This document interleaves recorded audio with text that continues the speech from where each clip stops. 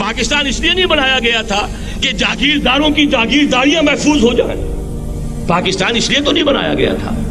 اور یہ کہ نمازیں اور مسجدیں تعمیر ہو جائیں، مسجدیں تو امریکہ میں تعمیر ہو رہی ہیں عالی شان سے عالی شان. اس لیے پاکستان نہیں بنا تھا. آج بھی مسلمان، میں معذرت سے عرض کر رہا ہوں مولانا سے، آج بھی بھارتی مسلمان کی ایوریج نمازی ہونے کے اعتبار سے پاکستانی مسلمان سے کہیں بہتر ہے. آج بھی برقع نظر آ جائے گا تو ہندوستان میں نظر آ جائے گا. میں نے اپنی آنکھوں سے دیکھا چند سال پہلے جب مکہ مسجد حیدرآباد دکن میں 3 دن مسلسل میری تقریریں ہوئی ہیں، 10,000 مرد اور 5,000 خواتین، اور ان میں سے کوئی بغیر برقعے کے نہیں تھی.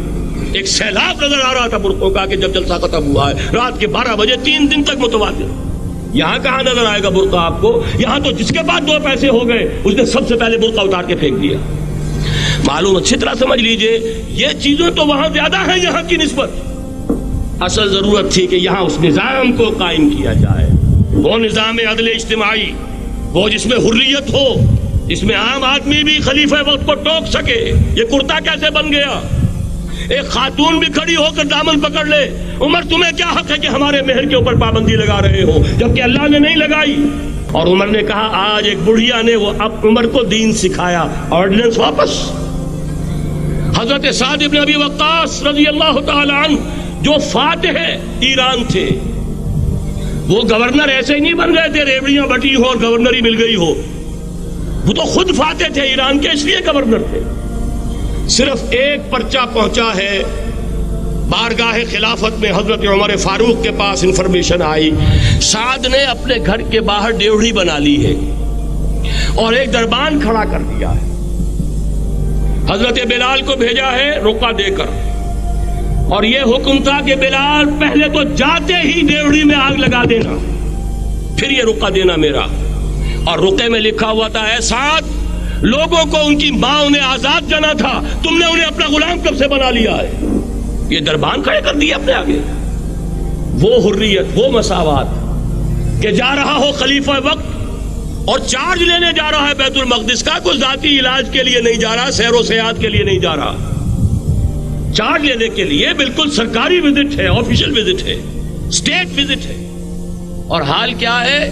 700 میل کا فاصلہ طے کرنا اور ایک اونٹنی، کوئی انٹوریج نہیں، کوئی خدم و حشم نہیں، کوئی جمبو جٹ بھرے ہوئے نہیں، کچھ نہیں. ایک اونٹنی، ایک خادم. اس ایک اونٹنی پر چونکہ راستے کا راشن بھی ہے لہذا 2 آدمی نہیں بیٹھ سکتے، ایک بیٹھ سکتا ہے. ایک منزل خلیفہ وقت بیٹھا ہوا ہے اوپر اور خادم نکیل پکڑ کر چل رہا ہے. اگلی منزل خادم اوپر بیٹھا ہے اور خلیفہ وقت عمر بن الخطاب رضی اللہ تعالی عنہ اور وہ آگے آگے نکیل پکڑ کر چل رہے ہیں. یہ نظام چاہیے آج نوع انسانی کو. اس کے انتظار میں، اس کی تلاش میں نوع انسانی نے کتنے تجربے کر لیے، کیسی چھلانگیں لگائیں، ملوکیت ختم کی، آسمان سے گرا کھجور میں اٹکا، جمہوریت آئی نام نہاد، لیکن وہ سرمایہ دارانہ نظام بن کر آگے سے بڑھ کر لعنت بن گئی. پہلے جاگیردار مسلط تھا، اب سرمایہ دار اور کارخانے دار مسلط ہو گیا.